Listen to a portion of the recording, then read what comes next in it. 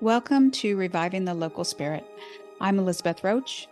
This is the show where we aim for revival in the land, stewardship of government, and provide information that informs citizens to action.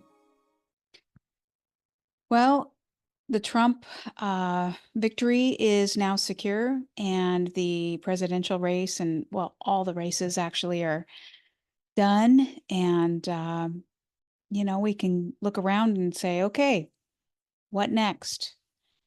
And with that, I was just listening to an interview with RFK Jr. He was describing changes he wants to make regarding our health or the health of Americans.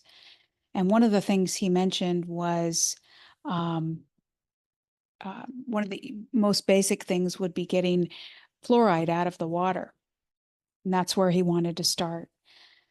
And I wondered why he would want to start there. And he described that that would be the easiest, most effective thing to do with starting with that. And then he described what fluoride does. And I haven't really heard a lot about that. I knew that fluoride was toxic, but I didn't understand to what levels. He described it as it lowers IQ. It causes bone cancer. And then he said something interesting. He said that it affects the pineal gland in our brains. And that's the center that affects our spirituality. And I thought, well, isn't that interesting?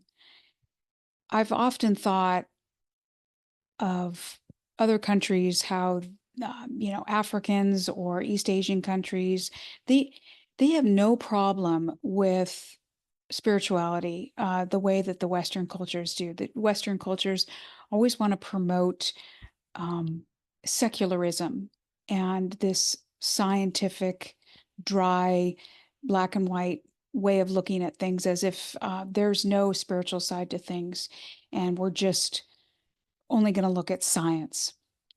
But in other countries, they consider the spiritual aspects to almost everything. Your health, your employment, your family dynamics, they include all of that in their assessment of life, and maybe problem solving. They think, well, we've got all of the spiritual and physical sides to both things. RFK Jr. described that in the 1940s, they started putting fluoride in the water to protect your teeth.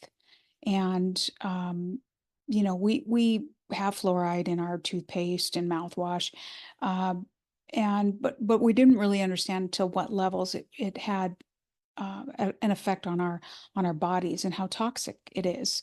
And if it's true that it affects our spirituality, I was thinking, that would really dull our spiritual senses. And it makes sense that,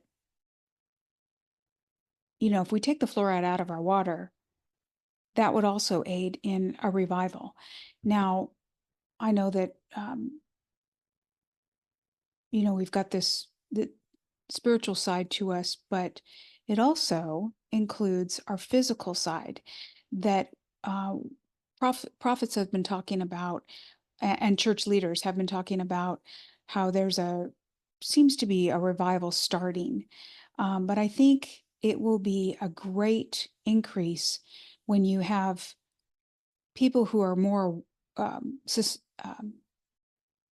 spiritually in tune, because they haven't had their physical senses dulled because of fluoride.